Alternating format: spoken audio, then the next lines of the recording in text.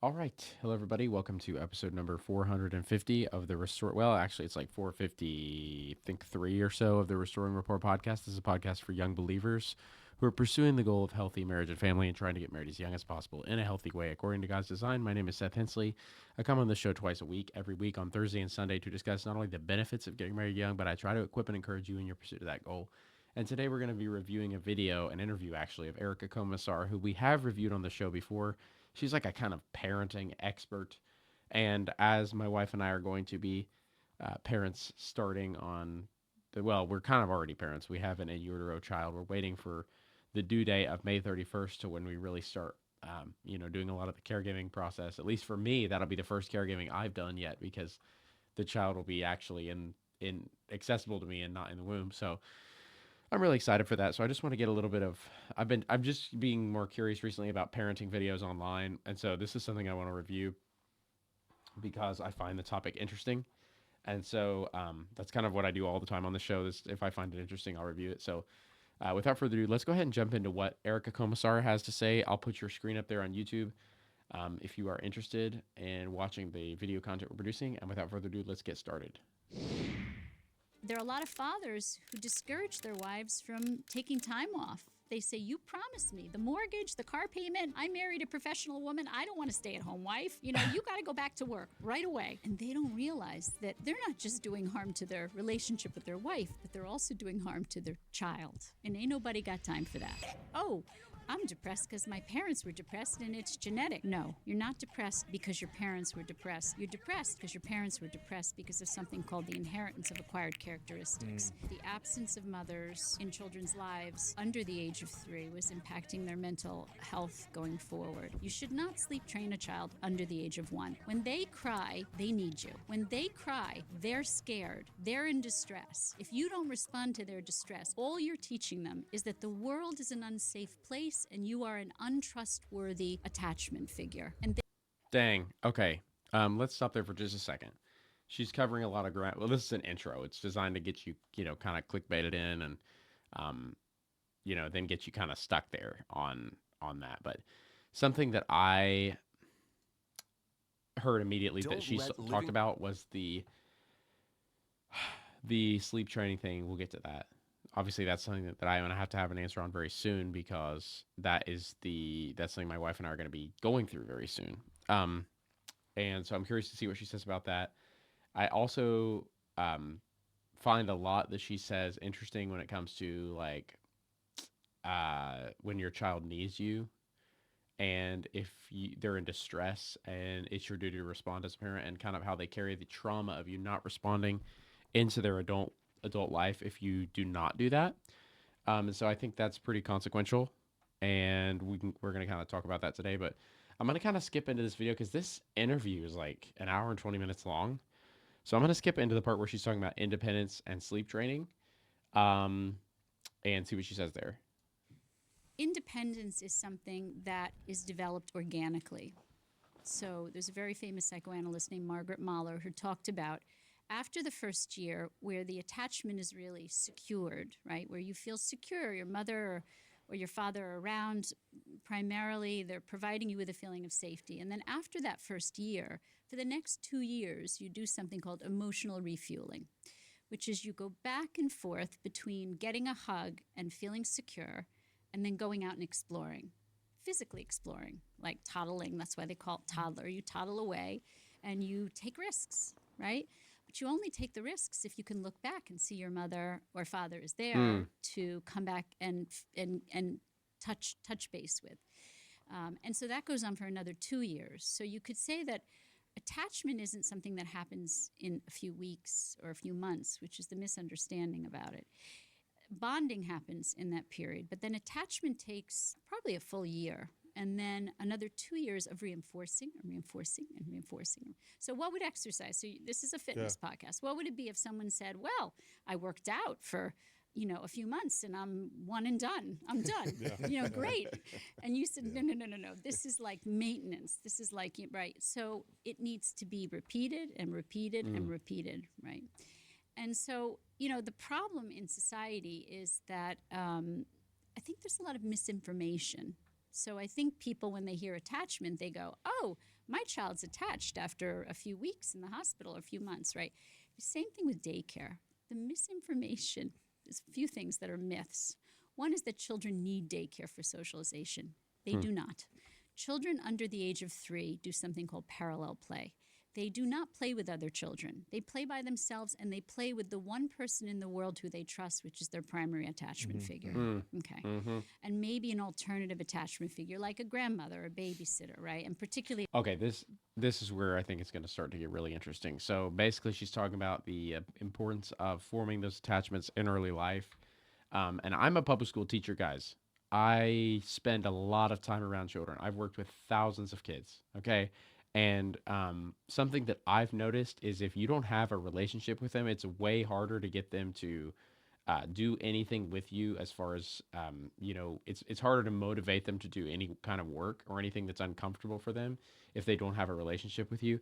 It's very hard to manage behavior if you don't have a relationship with them and they don't feel like you care about them or that there's any kind of attachment there. And so I think what she's saying just really resonates with me on the teacher front. Like, it is really important to make sure that the connection is in a good shape before you place any demands on the relationship. Is kind of how Danny Silk would say it. Danny Silk has this great analogy, which I've told you before, about your connection being the problem. And this is any kind of human relationship. Basically, your connection, the reason that your relationships are in a mess is because you're putting demands on those relationships, and there's not a connection within those relationships that is strong enough to support the load that you're putting on those relationships. So, for example, like if you say something as simple as like, "Can you take the trash out?" and your connection is paper thin, you can expect there to be a problem that arises there if you have not taken care of your connection. It's kind of like he uses the analogy of like giving two parties a tissue and then saying to one party, pull on it and see what happens. And inevitably, what happens is the person pulls on the tissue. They place that indication that I need you to do something on in the relationship, and then the tissue just tears. The other person, of course, doesn't move because that connection is not strong enough to support the demand that was being placed on it. I think it's kind of the same thing for parenting. You really need a strong connection in order to produce change and place a demand on a relationship. I think, which is why, as like as a teacher, if I could do exactly what I wanted in my classroom, and if I were able to do exactly what I wanted in my classroom, at like when school starts in August, my first goal would be to get connected with every single child in my homeroom. If I had a homeroom, I don't have a homeroom anymore, but I wouldn't be doing work early. I wouldn't be doing, um, let's see, placing demands. I wouldn't be super heavy into, um, what's the word? Anything other than building connect. I would make it super fun if I could do my kindergarten year. I taught a kindergarten for a year, and what I would do if I could go back to have a homeroom is I would make everything super fun so that the kids not only built that connection with me, but had a reason to actually do what I said and make me happy. And so, yeah, I would just be huge on the routine, huge on the predictability, huge on the attachment front, and make sure that these kids actually built a bond with me that they wanted to be healthy and continue. They don't want to. If you basically if your kids hate you, your job's really hard as a teacher. It's really hard. And I'm not saying you should be like their best friend and people please everybody and let them get away with anything, but I'm saying like your job is infinitely harder if everyone in your room wants to commit mutiny. I mean, this is like any good captain of a ship will tell you, like, you've got to have, in order to have control over everything going on in that room, it's very, very difficult to do if your kids hate you. And so I would just build this bond early. I'm going to try to do this with my daughter, obviously. We're going to get into this episode kind of like attachment styles and, what our job as parents is when, and I kind of think she has a point, guys. Like, if a child's crying, he or she really can't communicate to you any other way other than through crying. That's all she knows or he knows how to do. Is to just cry whenever there's a problem. Okay. And if you do not, I think that Erica is totally right here. If you do not provide care when there is that communication that I'm struggling, I'm hurt, I'm feeling bad, etc., through crying, what you're really doing is you're raising them to uh, interpret that you are not to be trusted to take care of me, and that you are not trusted to respond when I need help, and that what I can trust you to do is, show up sometimes and not show up other times when I need help. And that's the last thing I think we would all want our children to feel about us, especially in the early years when they're first coming into this world. It's really, imagine, like, I know nobody can remember what it was like, but imagine you come into this world and you don't really understand anything going on. Your understanding of anything happening around you is extremely limited. And in the midst of all this, you have a sudden pain that you don't understand and you have no knowledge of or anything. And you are looking for help. And you do that by crying, and nobody comes to your aid or tries to figure out what's going on or tries to help you in any way. What you're learning, if that is your early childhood experience, is that people are not to be trusted and that independence is my best route because people are not to be trusted. Therefore, the best person to take care of me is myself. That's really what you're learning. So I really do think she's onto something here as far as like your early childhood experience with depending on other people and asking for help really can impact how you do that for the rest of your life. I think she's really onto something there. Let's listen to what else she says. If the mother or the father are in, in a distance where they could get to them if they're in distress, right? So this myth that children need daycare is a justification for two-parent working families. Yeah, okay. 100%. The other myth is that, oh, if my children cry and then they stop, they're great. They're okay. Yeah, they're fine. In fact, what you've done is you've taught them. If I were to do a baby voice, I have a colleague who is very famous who does research on mothers and infants, and she does a great baby voice. I don't do such a great baby voice, but the baby would say, okay, mommy is not coming.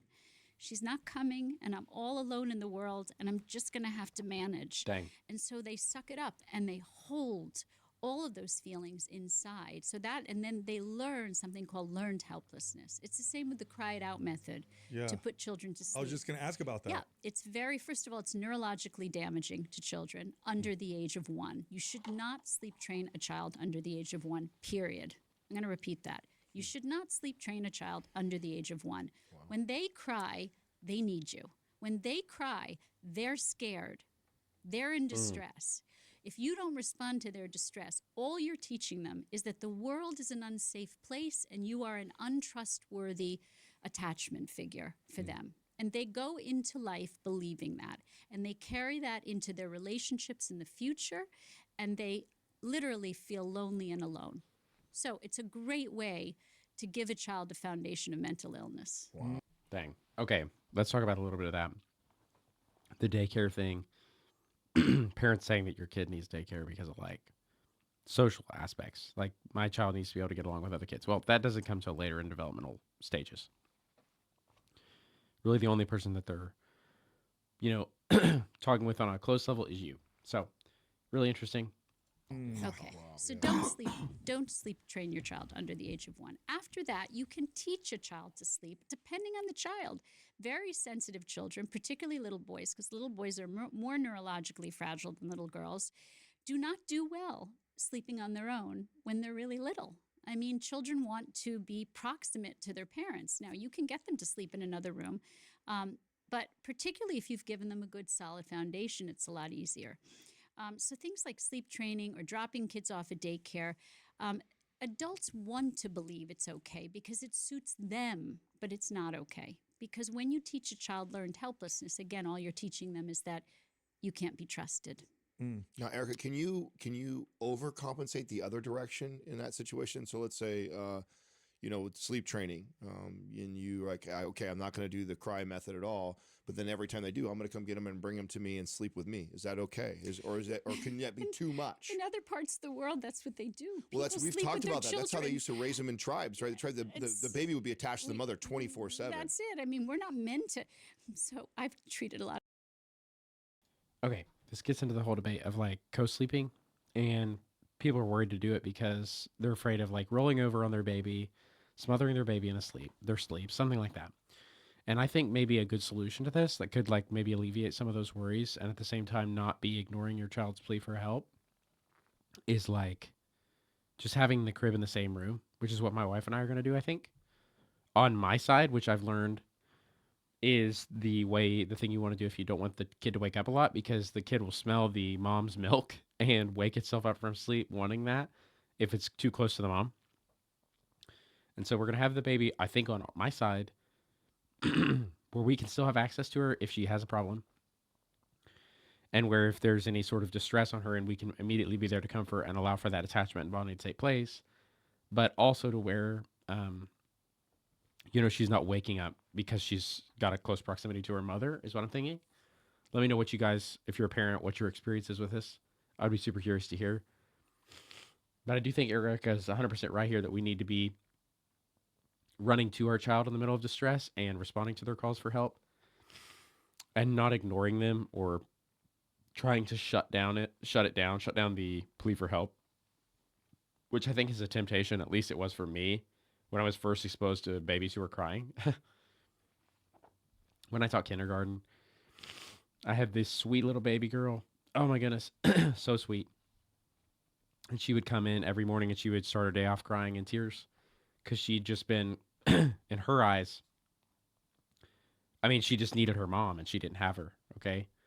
And I think the worst thing I could do as a teacher in that moment is like, just like try to shut down the tears by distracting or hushing or saying, it's fine, it's going to be all right. I mean, I do think you should say all those things and reassure her, but I think what she needs there is someone to run to her and allow that attachment to be possible.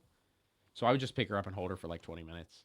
That's how I would start my kindergarten mornings until she stopped crying, which even then, even that was kind of sad because I feel like I hope she didn't feel like she just, was resigned and like, like her mom wasn't coming. That would be super sad. But I think she quickly learned that she was going to see her mom at the end of every day. But I just think it would have been a huge mistake for me to not just hold her there and instead try to move on with the day or get her distracted by breakfast or work or something like that. Because that's not what she needs in that moment, The children in my career. And, when you have a child come to you and say, I don't understand. Mommy and daddy sleep together, and I'm really little, and I'm sleeping all alone in my room, and I'm really scared. And I say, you're absolutely right. It doesn't make sense to a child, and it doesn't make sense, period. So now, am I advocating like a Sears method that parents should sleep with their children? Not necessarily. I mean, we live in a modern culture where people, don't necessarily buy into that.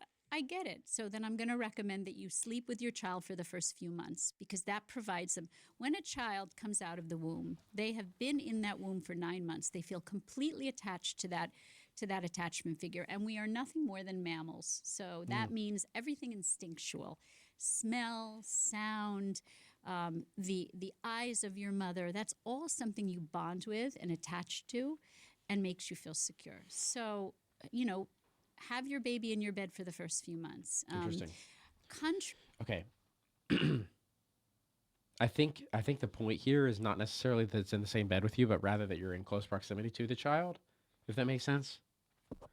I mean, because there is always the danger of like, I know you probably wouldn't roll over on your baby, but I would just be worried about it, But I do think they need to be close because, yeah, like she's saying, like if they have an issue and they need somebody to turn to, we humans need each other. This child is gonna spend the rest of his or her life needing other people. And so to teach her early that people cannot be relied on, especially the people that are supposed to be the safest in the world for you, I just think it'd be a huge mistake. So I see the point of like having them close.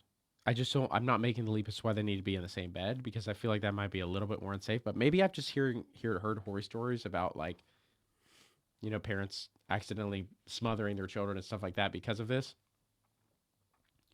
So I don't want to like miss the forest for the trees and throw out the baby with the bathwater here, but I'm just saying like maybe it's proximity instead of them actually being in the same bed. But I mean, this woman is very clearly an expert, so I'm not gonna, pretend like my advice is better than hers. I'm just thinking out loud. You kind of trying to, basically trying to figure out what we're gonna do live in front of you, not live, but recording what my thought process. But yeah, I think we're gonna go with the crib adjacent to the bed on my side. But again, let me know what you guys did if you were parents for that. But I think the main thing here that she's kind of touched on is just we need to be there for kids that need us. She's talking about the first year, which I do think there are time gates on this. Like what the kids need changes as from year to year. But like in that kindergarten story I gave you, like this kid was 5 years old, just barely, and I think there was still that need for affection. Like, and her mom would ask me to do that at the start of the day, and I think her mom was 100% right there, and like it would be wrong for me to not do that. I think again, my point there, anything I were to do that's not taking care of that child's need for affection is a mistake. Is a mistake. And so yeah, I just think like when a kid calls out for help, they just what they maybe they need held. I don't know. Maybe they need affection. Maybe they need, and as a parent, you'll learn the cries. Like we were over at our friend Ryan and Sarah's house this past week, and they have a baby. He's really young. He's like 4 months, I think, and very very sweet baby. But they've learned his cries already. Like he'll cry and they'll immediately know what he needs. And I just think it's amazing, like how cool that is. I don't know, and I just think it's important for you once you figure that out to be there for them as parents, and even when you don't know, maybe just like hold them or something in the early stages. And I mean that stays the same all through their time with you. Like if they tell you, if they communicate any kind of need to you, I think it just being there for them, trying to ease the burden as best you can, that kind of thing is something that you won't regret doing, is what I'm saying. That's kind of the point I think she's making here. Contrary to, again, another myth, sleeping with your child in the beginning is dangerous. All right. If you're a drug addict or you're an alcoholic or you're taking, so the reason that it came out with the American, I think it was the American Psychological, it was the American Pediatric Association came out and said, don't sleep with your child. Well, I'll tell you why, because half of America is on Ambien or melatonin. If you're on a sleep medication, it's probably true. If you're taking pills to sleep, first of all, you should be seeing a therapist, because the first thing we ask as therapists is if you're not sleeping, then you're probably suffering from either depression or anxiety. So one of the first signs of mental illness is not sleeping. So, instead of asking the questions of what's causing me to not sleep, people just go to the doctor and say, give me some Ambien, give me some melatonin. True. So I'm guessing the American Pediatric Association said, well, we're not going to conquer this alcoholism and drug addiction and melatonin and Ambien use. So we're just going to tell everybody not to sleep with their children. So I'm telling. Okay, that's interesting. I definitely do think that we're all about, as an American culture, just like dealing with the symptoms of an underlying problem and not dealing with the underlying problem itself. Like, okay, I'm not sleeping. Let's give myself a medication that'll knock me out instead of figuring out why I'm not sleeping and solving that. Like, I do think that that's 100% a problem for us. That makes total sense to me anyway. Like, hey, if you're not sleeping, there's probably a reason you're not sleeping. Like, are you on your phone scrolling TikTok late at night and it's waking your brain up? Or are you super depressed or anxious about something? Or are you scared of something? Or like, what's the reason that's you're actually fighting this insomnia? But we don't want to ask that question. I don't think it's too hard to do, or it just takes more time and effort. And so we just want a quick fix. Let me just knock myself out with some melatonin, which I'm not condemning anybody who's done this. But personally, I've never taken melatonin because I do think it would be kind of a cop out. Like, if I'm not sleeping, there's a reason. I need to figure out what it is, And so, yeah, I just don't think it's great. I don't know. And my wife's taking melatonin. I'm not like slamming you if you take melatonin. I'm just saying, like, maybe if you're doing it like every night instead of fixing the reason that you're not able to sleep, I think that is a problem. It's interesting that she would say it's safe to sleep with your child unless you're doing that. I think that's very interesting. I don't know what the thought process behind that is. Is that like because you wouldn't wake up even if your child was in distress? Is that kind of or if you were on top of your child or something like that, you wouldn't wake up? Is that the thought process behind that? I'm not sure, but let's keep watching. I'm telling you right now, sleep with your children if you're not a drug addict, an alcoholic, or you're not taking sleep medication. Because it's better for your children and it's better for you. You'll sleep better in the first few months, and your child will sleep better. You said little boys are more neurologically sensitive than little girls. What do you mean by that?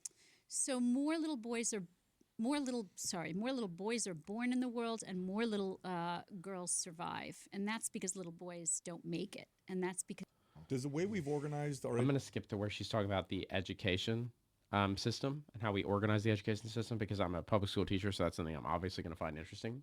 education system contribute to the? I mean, we're talking about the first 3 years, right? Yep. Daycare, but what about as they grow up and go to school and that whole environment? Have we messed up there too? well, think of it as a very stressful. So why are you guys necessary? Because you're telling people that exercise is important. It relieves stress. It helps with mental health. But the truth is that we live in a very stressful society, much more stressful than ever before. And so one of the things that stresses out children is the separation of very young infants from mothers at such a young age. So that's the first thing that stresses out children. The next big thing that stresses out children is how we educate children in our country. We educate them by forcing cognitive development on them before they're actually ready. Because the analogy I use is that social emotional development is like your socks, and cognitive development is like your shoes. You always want to put your socks on before your shoes. Although we're in California, maybe you don't wear socks. Dang. You know. But the idea. That's very interesting. I'm an SEL teacher. That's what I do. I teach social and emotional learning. So obviously that appeals to me greatly because I always think of it like this. I use social and emotional skills way more than I use math. That's not to say that math's not important, particularly if you go into a field, in your later life that involves a lot of math. I think that's super necessary information. But I think the social and emotional skills are something that kids need to be taught a lot earlier because that is something that you will use every single day where you're around other people and even in regulating your own emotions. And so I just think it's something that you use so much that it would be crazy to not teach that first. And so I think it's just something that it's a very important for kids to have early. And it's like she said, you just put it on first before your shoes. I like that. Idea is, social emotional development has to precede cognitive development. Now, if you force children to learn things like numbers and letters and what do they say, reading, writing, and arithmetic when they're 2 years and 3 years old, you can force that, cram that into their brain. But the repercussions of that are that to learn, we must be able to cope with a good deal of frustration, right? And to cope with the frustration of learning, we have to have had the social emotional development that helps give us the emotional regulation to cope with the frustration of cognitive learning. So you don't want to force children. You want it to be play-based education that's social emotionally oriented. This is why Montessori type methods are so popular in young child schools, is because it's teaching children just basically through play what they need to know in order to learn more strenuous cognitive academic functions later in their educational career. And I think kids just do so much learning through play. I mean, I think it's how they're designed to learn is through play, and especially interacting with their primary caregivers, which is the parents. And in today's world, when the kids are older, it's the teachers because they're around the teachers like 7.5 hours a day, 5 hours a day, maybe. Let's be conservative and still say it's just 5. That's still a lot of time. And so, I don't know, just for me, it just says that I need to be spending time doing with children what they enjoy doing. They're so much more hungry for that. Like as a teacher, I just notice how hungry kids are to have interaction in a playful way with a caregiver. Like they're so starving for that. They're not starving for education. They're not starving for having questions answered. They're not starving for like, what do I do when this happens to me, Mr. Seth? What's the answer to this problem? That is not, kids don't ask me that, man. You know what they ask me all the time? They ask me, hey, will you play with me? They ask me, hey, will you play this game with me? Will you watch me do this? Will you interact with me in some way, shape, or form in an active way, doing something? That's what kids want. That's what kids need. They tell you what they want. They tell you what they need at different developmental stages, every developmental age and stage, even I would argue as far down as to the newborn stage, kids are going to tell you what they want and need. Okay? And they're just going to communicate it in some way, like in the early stages when they're scared, when they're frightened, when they don't know what's going on, when they're confused, when something hurts and they don't know what it is, they don't know what's happening, they're just going to cry. And all that's saying is, I need you. I need you, mom, dad. I need you to hold me. I need you to care for, I need you to give me some comfort.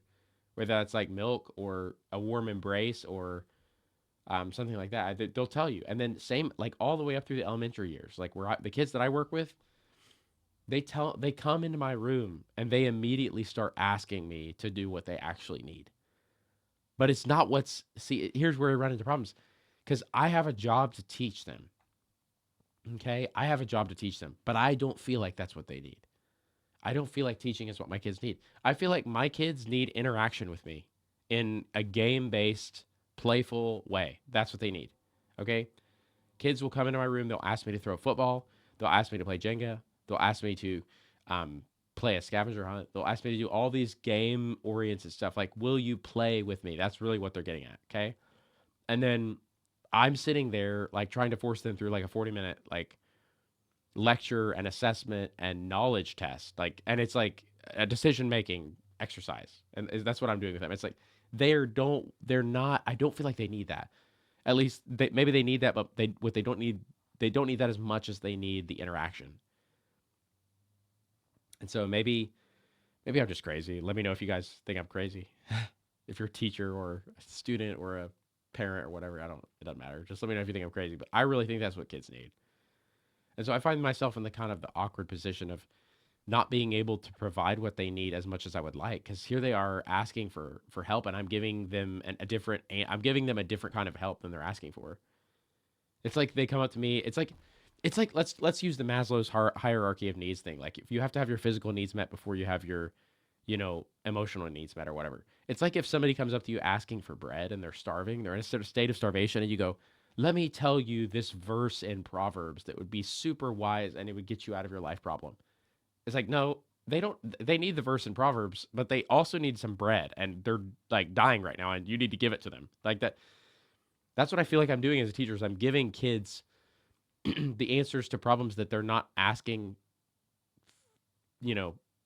They're not asking questions about, and they're sitting here asking me for an answer. They're asking me for a solution. They're asking me for something, and I'm providing something that they're not asking for, and it's like something that they don't even need as much developmentally. I feel like that's just kind of where I'm at in my teaching journey. Like I come in, I show up, here's what I do. We go through some slides every morning of memorization, basically like, here's what you do. Here are good manners. What's the golden rule? How do we treat other people? How do we make good decisions? How do we calm down when we're angry? What's some good anger management skills? We go through this stuff. Like 650 kids know inside and out how to do that stuff. At least in their brain, they know how to do that. They answer all the questions right. And then we go through a decision-making scenario. I'll put up a live scenario for them on the board of these kids interacting with each other. We'll talk about what they did good, what they did bad. Then we'll take a Kahoot at the end, and we'll do like an assessment. I'll assess them and figure out like what percentage, how much of my lesson are they understanding? How much are they actually remembering? And then we do and then that's when we move into like the more play-centered stuff in my classroom, because I feel like that's what they need. So I'll usually devote like the last quarter of the class to that, more if I can. And I think the teacher part of my brain beats me up for doing that, because it's like, well, you're supposed to be teaching them. You're not supposed to be playing games with them. But at the same time, I'm like, the play is the answer to the questions they're asking me, not the education stuff. And plus, they're already acing the questions and stuff anyway. Like the kids that come in the room, like literally all of them are like destroying these tests, and these aren't easy tests. Like these are. Like I'm asking them like, what's a wise decision in this scenario? And they'll just ace it. They immediately know what the right answer is out of 4 options. They immediately know. And I don't make them super easy. It's just that it's kind of like they've learned that. And what they need now is boundary enforcement outside of my classroom when they're actually in a scenario where they have to choose the right way or the wrong way.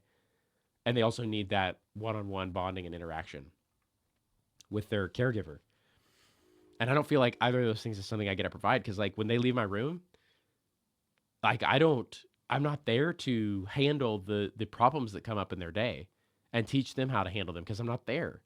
I'm not there to see if they're taking a breath to calm down and stepping away from a situation that bothers them and telling their friends that are bothering them that they don't like what they're doing. I'm not there to see if they're doing that. And so I kind of just feel a little bit useless in some sense, and I feel like what I'm doing is not working a little bit. I know I'm hopeful that that's not the case, but what I feel like I'm doing is every week telling children information that they already know and not answering the biggest questions and needs that they have, and that is, will you play with me? And that is where I kind of feel like a failure as a teacher, is when I feel like I'm doing that and it's just not working. It's just not working. Um, but yeah, I think kind of the underlying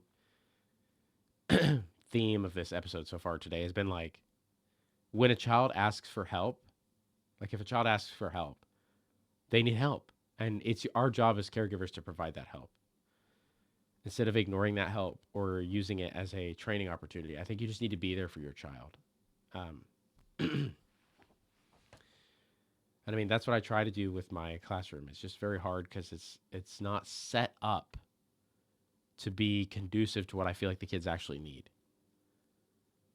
Because what I feel like I feel like I'm only going to speak for myself. I'm not going to talk about the education system because there are teachers that have taught way longer than me and are way more of an expert on it. But I'll talk about myself. Where the ways that I think I'm failing in my classroom is kids are coming in, I'm teaching them stuff that they already know the answer to, and then I'm not providing what they actually need and keep asking me for over and over, and that is connection. They want to build a bond through activities. That's what they want to do. Fun activities. Activities that involve movement and play. Um, so yeah, I'm trying to incorporate that into my classroom as much as I can, while still doing my job and appeasing my conscience to make myself feel like I'm actually being a good teacher. Because teaching is what I'm hired to do. I'm not a playmate. I'm not a childcare only provider. I mean, that is if you ask me, that's really the value that I'm providing is childcare. But I'm supposed to be educating them. And so, yeah, this has been an interesting episode. I've really liked talking about this. Let me know what your thoughts are on sleep training, and whether or not it's okay to ignore the cries of your young child at any developmental stage, or is there a different answer at different developmental stages? I'd be curious to your thoughts on that. But I think Erica Komisar has done a great job kind of rebutting that in this video and saying, no, if a kid's crying, especially in those early developmental years, like they're scared, they need help, they're hurting, and they need something. And we want to be the kind of parents that teach them that asking for help is a good thing. And we want, especially if we're the trusted people in their life, the only trusted people in their life, we need to be there for them. We need to be building that bond of trust. Like, hey, when you call, I'm here for you. When you are hurting, mommy and daddy are here for you. We will care for you. We will do our best to take care of you and everything. No matter if it's hard or easy for us, it doesn't matter. We're there. I think that's what they'll carry all the way into their adult life, and that's something that you can teach them early, just by showing up when they ask for help, showing up, being there for them, and making that a routine so that they begin to trust you, because that's how trust happens. Is when there's a need expressed and the answer is provided over and over and over. Somebody's shown up for me over and over and over. That's how trust is built. So I think that's a really beautiful thing that Erica has done a great job getting parents to see. So thank you so much for listening to this episode. If you enjoyed this episode, reach out and let me know what your thoughts were in the YouTube show notes, as well as sending this podcast an audio voice message or a text voice message on the podcast, Facebook and Instagram page. Thank you so much for listening today. God bless you guys, and I will talk to you next time.